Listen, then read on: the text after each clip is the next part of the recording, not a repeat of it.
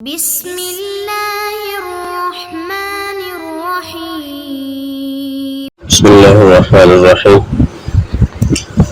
فالفصاحة في المفرد خلوصه من تنافر الحروف والغرابة ومخالفة القياس.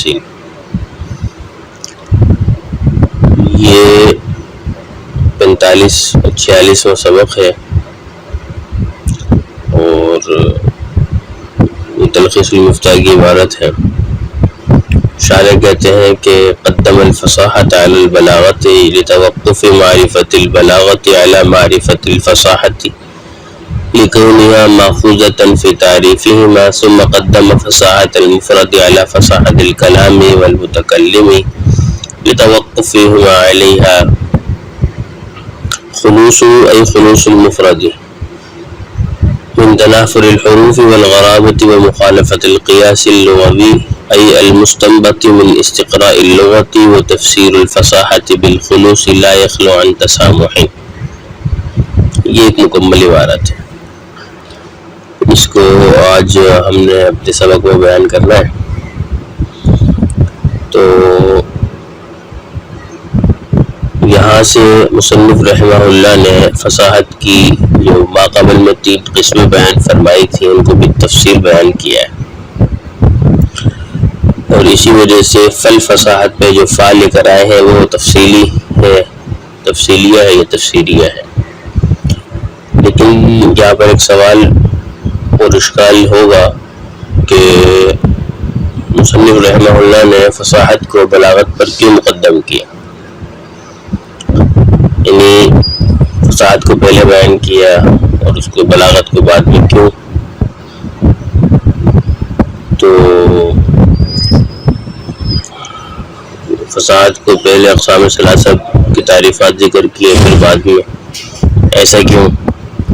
تو اس کا جواب یہ ہے کہ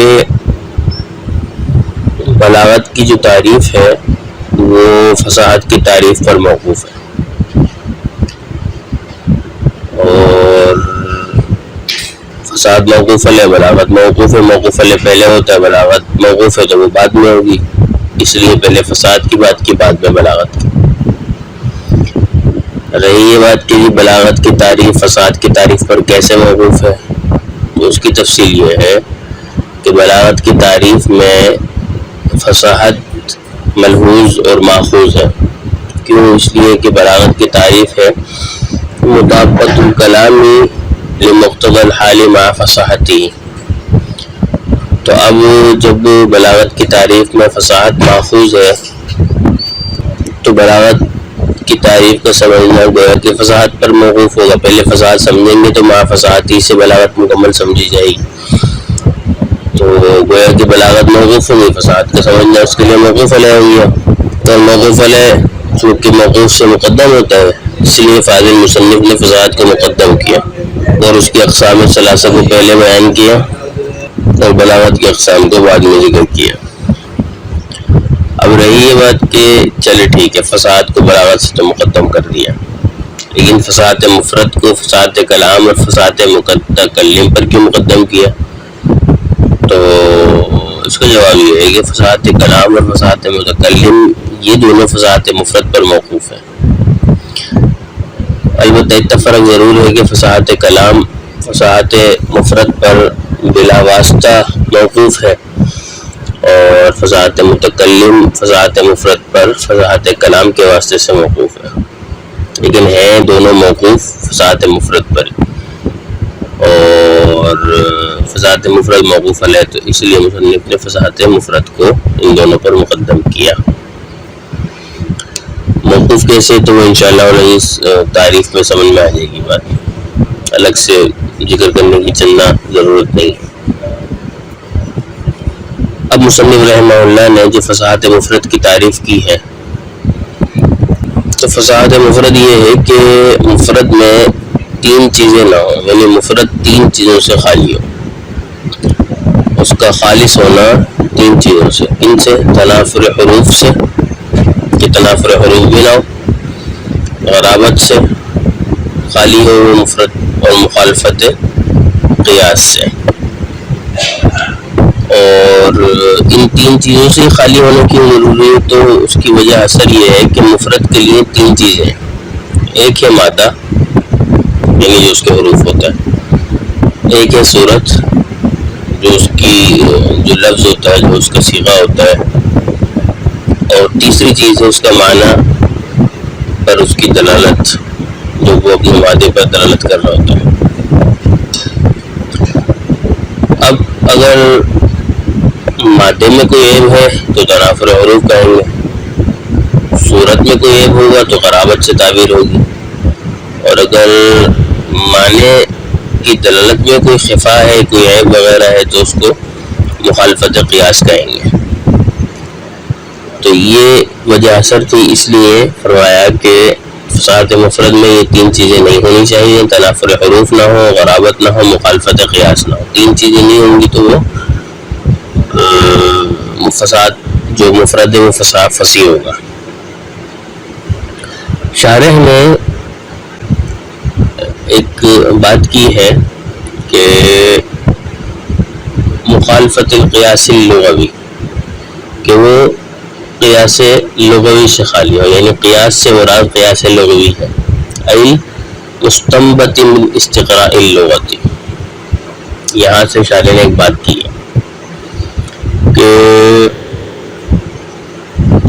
شارح نے جو المستنبط من استقراء اللغت ہے اس کے ساتھ تفسیر کی طرف اشارہ کیا ہے کہ قیاس لغوی سے مراد وہ قیاس نہیں ہے جو لغت میں ہوتا ہے. لغوی قیاس کیا ہے؟ لغوی قیاس یہ ہوتا ہے کہ ایک شے کو دوسری شے کے ساتھ ملانا کسی ایسی چیز اور قدر مشترک کی وجہ سے، کسی ایسے جامع کی وجہ سے جو ان دونوں کے درمیان ہو، اس کو قیاس لغوی کہتے ہیں. کہ لغت میں جو قیاس ہے وہ یہ ہے کہ ایک شے کو دوسری شے کے ساتھ ملائے کسی ایسی جامع خصوصیت کی وجہ سے جو دونوں کے درمیان پائی جاتی ہے. مثال کے طور پہ افیون یا بنگ یا چرس کو اسکار کی وجہ سے، یعنی نشہ آور ہونے کی وجہ سے حرام ہونے میں شراب کے ساتھ لاحق کر دیا جائے تو یہ قیاس لغوی ہے. تو یہاں یہ مراد نہیں ہے، جو قیاس لغوی سے متبادر ذہن ہے وہ یہ معنی ہے. تو شارح نے اس کو واضح کرنے کے لیے ای مستنبط من استقراء اللغت کے الفاظ استعمال کریں کہ یہ مراد نہیں ہے، بلکہ مراد کیا ہے؟ بلکہ یہاں وہ قیاس مراد ہے کہ المستنبط من استقراء اللغت، کہ جس کا منشا جو ہے کلمات لغویہ کا تتبع ہو، یعنی قیاس صرفی، یہ مراد ہے.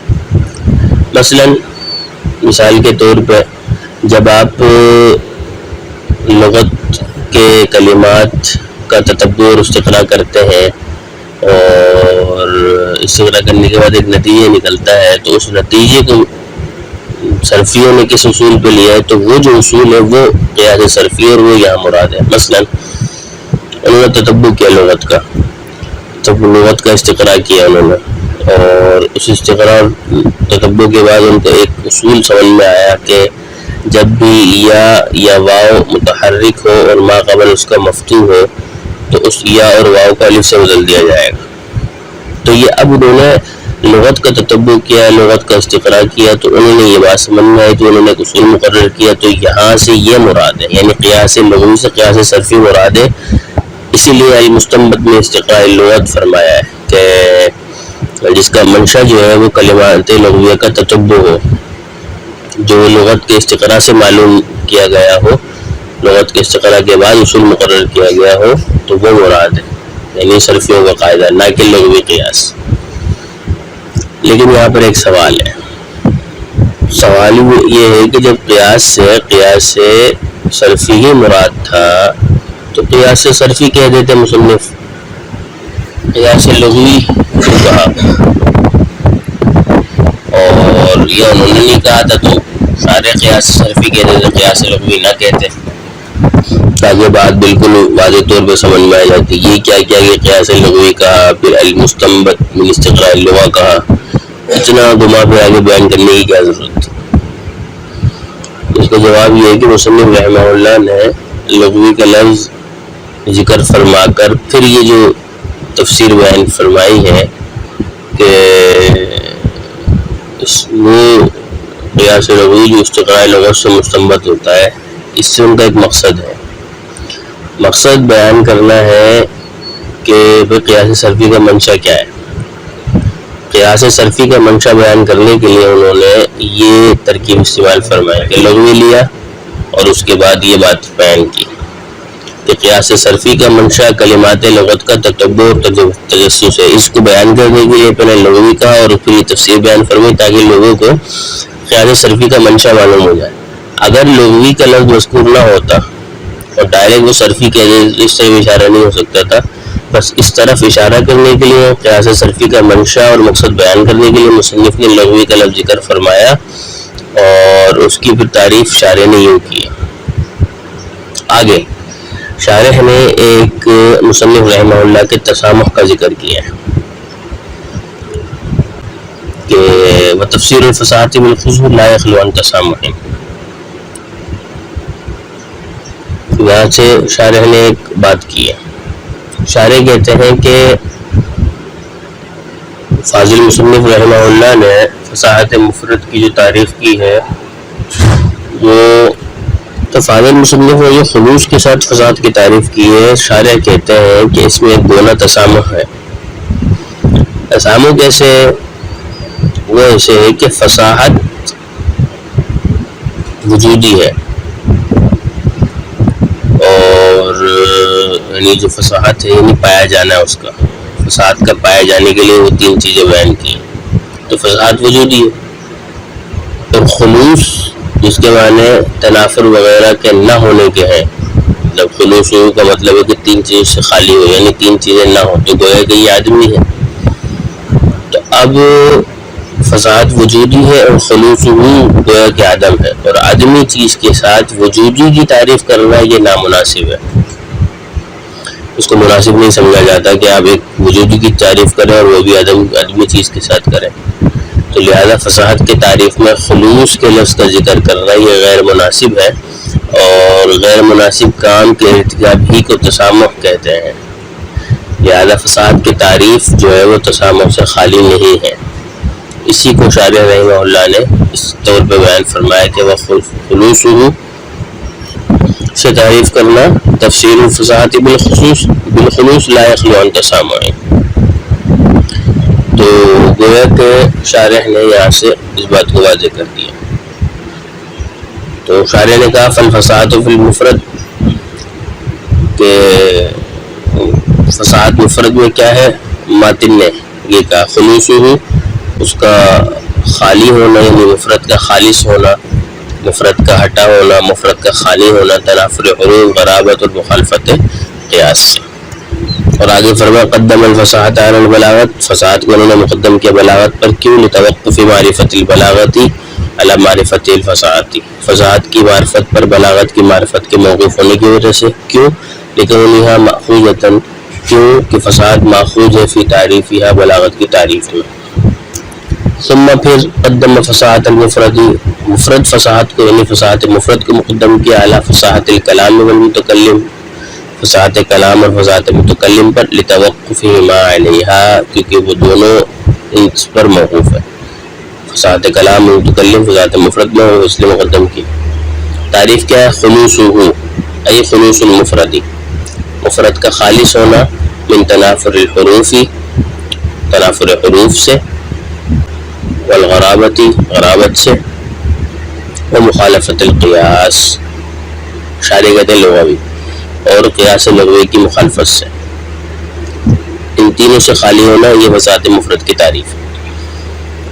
ای المستنبت، یعنی قیاس لغوی کون سا والا؟ ای وہ المستنبت من استقراء اللغت، جو مقرر کیا گیا ہو، نکالا گیا ہو لغت کے استقراء سے، وہ قیاس لغوی مراد ہے، یعنی قیاس صرفی، اس کا منشا یہ ہوتا ہے۔ اور تفسیر الفصاحت بالخلوص لا یخلو عن تسامح، اور فصاحت کی تعریف خلوص کے ذریعے کرنا، یعنی خلوص کہہ کے فصاحت کی تعریف کرنا، کہتے ہیں لا یخلو عن تسامح، یہ تسامح سے خالی نہیں ہے۔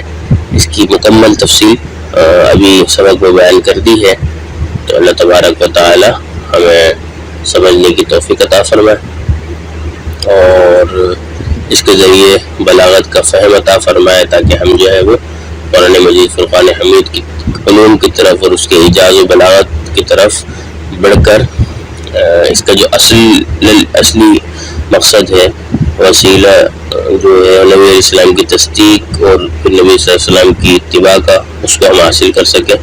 وما توفیق الا باللہ۔